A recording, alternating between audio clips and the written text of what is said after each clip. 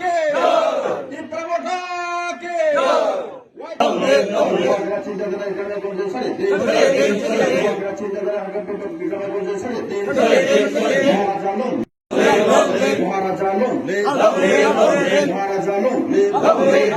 ধন্যবাদ মিডিয়া বন্ধুদেরকে।